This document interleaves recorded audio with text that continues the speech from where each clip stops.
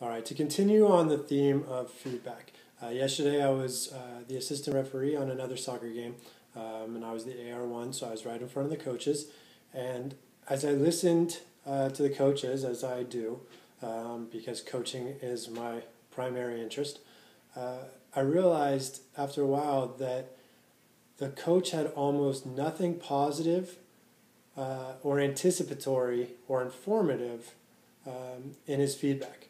So the primary feedback that he gave to the players, actually both the assistant and the head coach gave to the players, was don't do X. So don't kick the ball there. Don't play the ball there. Don't whatever. Repeatedly, I kept hearing don't. Interspersed once or twice, the coach finally said, good job to the goalie, just said the goalie's name, said, good Jimmy, after the goalie had made, 3 amazing stops in a row. He finally got a good from the coach. But most of the feedback was, simply reacting to the outcome of the play. One time, the one kind of informative or positive type of feedback that the coach did offer was he told one player to anticipate, but he didn't explain what to anticipate. The ball came, a long high ball came over the top, and the coach and the player, didn't win the ball, and the coach just yelled out again. He yelled out the player's name, and then just yelled anticipate. But again, what should the player have anticipated? Should he have anticipated that there was a defensive player on his back? Should he have anticipated that he was playing on a turf field and therefore the ball was going to bounce higher? Should he anticipated how far his goalie could punt the ball? These are different. Should he anticipate the defensive player was going to make a mistake and so he should have kept running on goal and anticipated there being a mistake and then he'd be free, one on the goalie. There's a number of different things that he potentially could have anticipated, but the coach was unclear. Just yelling out anticipate sounds great. Oh, the coach is trying to help his players, but it's a pretty vague instruction. So what I realized as I listened to the coaching is the coach was good at identifying that a mistake had happened. His player had the ball. All of a sudden, the other team had the ball. Obviously, something went wrong. But based solely on the feedback, again, that's all I'm able to judge the coach on is the feedback that he gives to players during games. And simply based on that feedback, he didn't identify what caused the mistake.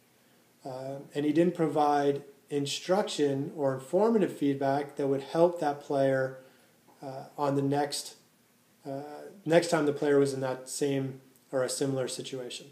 And this is typical of what we see during coaching, especially during games. We get caught up in the moment as coaches, see something goes wrong, so we immediately tell the player, don't do that. But players aren't dumb.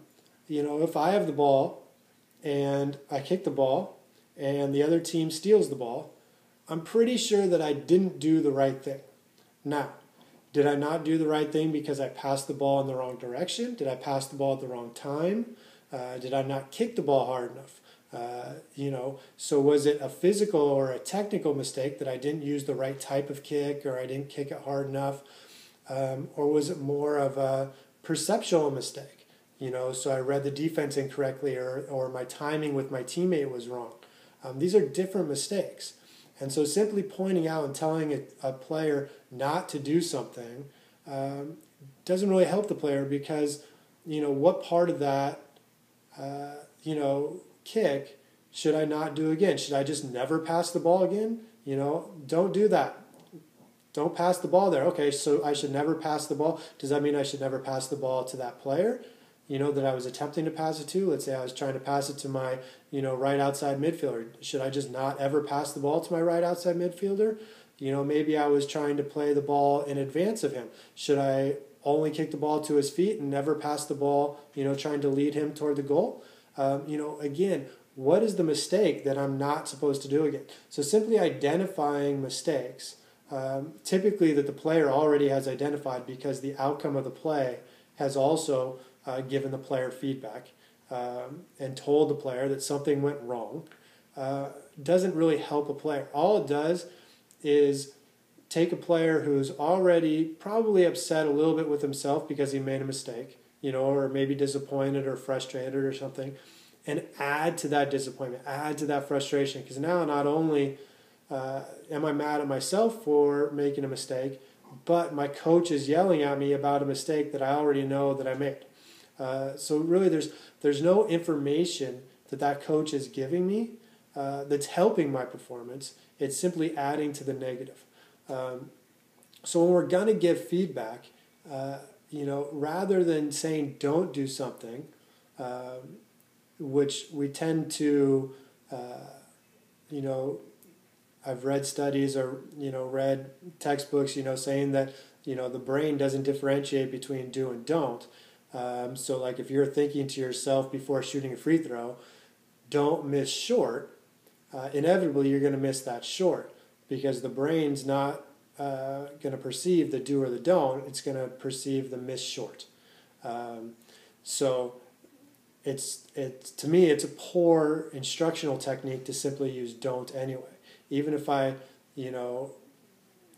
don't want to miss short, rather than either telling myself don't miss short or telling a player don't miss short, shoot it higher, shoot it longer, something like that.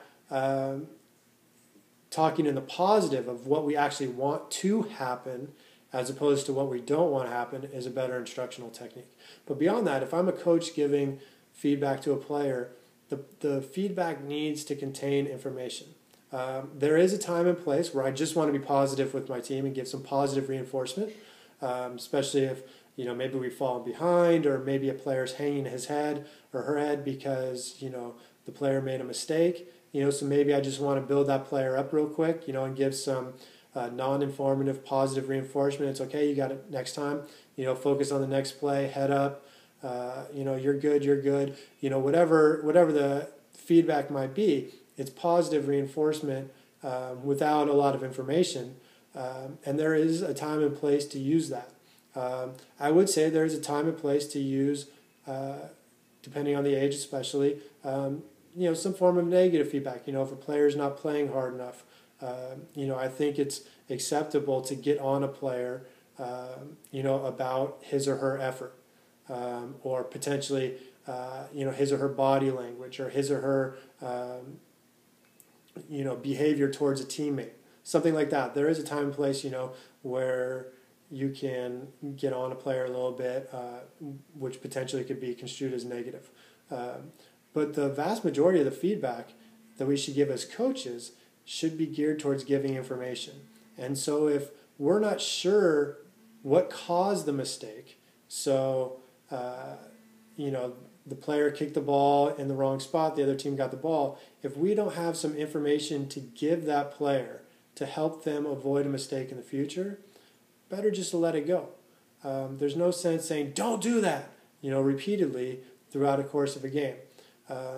If we do, if let's say, in basketball, players, trying to split a double team, and turns it over, maybe I can quickly give that feedback to that player about,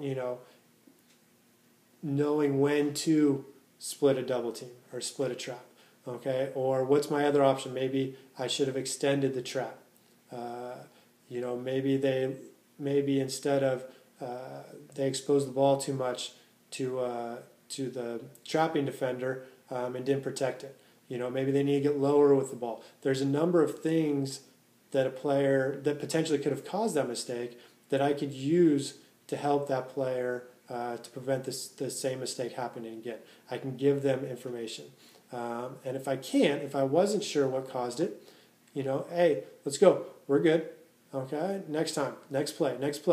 So I'm being positive and I'm trying to encourage them, but as opposed to, hey, don't do that, which is it's just negative, and there's really no value in that type of communication with a player, it's not going to lead to anything positive. So I think this is an important aspect of coaching because feedback is so important, and it's one of the few tools that we have as coaches to change behaviors during a game.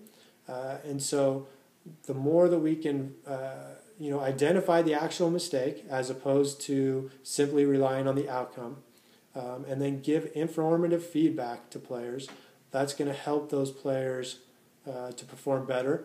And if we can't identify the mistake, or if we don't have the opportunity, maybe because of time or distance, to give informative feedback, oftentimes it's better just to give some positive encouragement, let them continue to play, and maybe you can address the issue with some instruction and informative feedback, after the game or, at a subsequent practice.